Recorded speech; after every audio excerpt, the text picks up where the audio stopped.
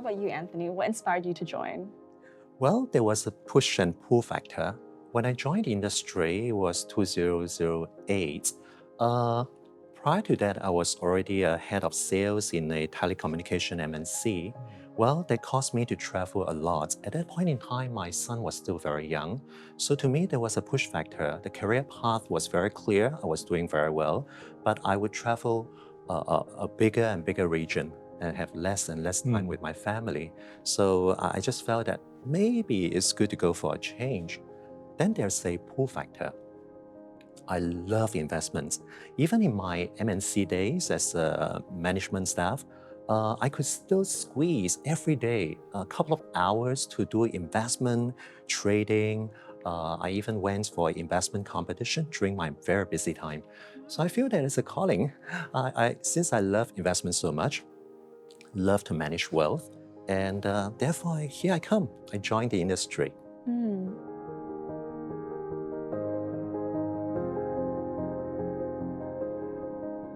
Did you guys ever go through any milestones that made you guys decide, wow, I'm actually doing pretty well in this industry? When I started off, it was tough for me. In those days, there's no social media or anything. So how to get clients, So the only way is through calling on the phone or go and do walk-in. We call it cold calling, So anyway, I remember one training after one training, I was inspired to say, okay, let's try out a bit of cold calling. That's not something that I really love to do, So I went out with two of my colleagues, and two of them had previously had sales experience, but I was the only one no sales experience. So we went to this shopping center and we tried to do cold calling. And then one of them was very nice. Said, okay, since you don't have experience, let me accompany you. So I remember we said, okay, we will cold call for 1 hour, and not ask all the attendants in the shopping centers, talk to them. But the first shop I walk in, I look at my colleague, it's like my leg gripped the ground and I was melting, was trembling with fear. I couldn't move anymore, and I look at my colleague, hopefully that he can, walk in first and so on. But he too had the same problem. So in the end, to cut the story short, we ended up talking for next 1 hour, say, whoa, how to survive in this industry. That was my challenge, So I determined from that day, say, hey, if I continue like that, I will never be able to make it where I am, So that was my greatest hurdle when I started industry. And subsequently, I through one of my encouragement, one of my colleagues, we do cold calling every week, 6 hours a day, for 3 days a week, And that helped me to overcome the fear of talking to people. Yeah. How about you, Anthony?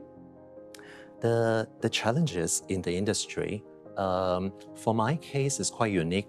Shortly after I joined the industry, there's a global financial crisis. So it was a very difficult time because I actually had a very good start.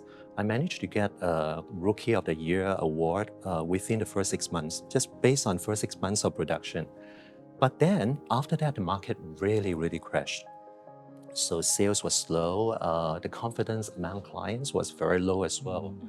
But then that's when I realized that in good time or bad time, people still need to plan for the retirements.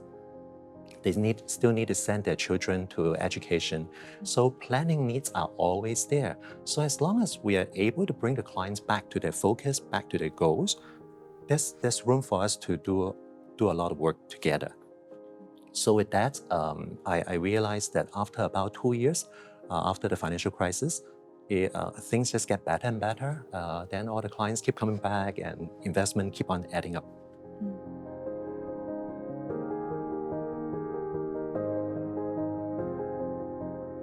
Since you guys have joined, do you guys notice how the financial industry has changed and how did you adapt?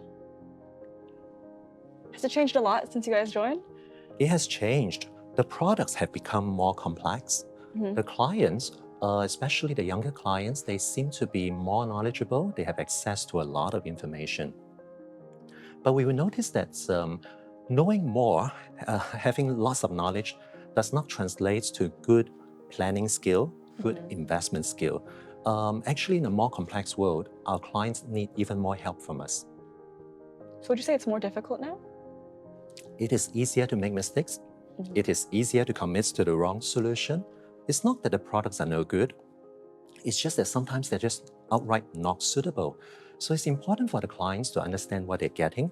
They need to be properly explained about the pros and cons and deploy the right solutions to meet their goals. How about you, Roger?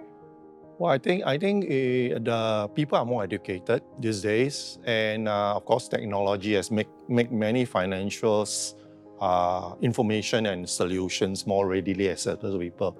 But the problem is this: is that as information is not the only thing that the client needs to make a decision, because they are also very busy people, and I think there is a place where good financial advice can help these people to make good decisions. And some of them also need advisors to how to really help them to make prudent decisions concerning if they want to do investment or to buy insurance.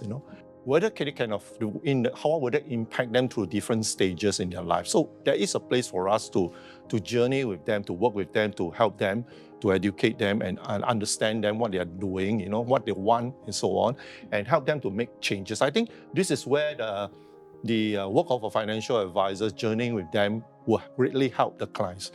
Yeah. And through the years, I think for me, I've experienced, right now my clients are second generation, their children, and their children has children, and now I'm taking care of the grandchildren. So I think that I've seen it helps them greatly. Yeah.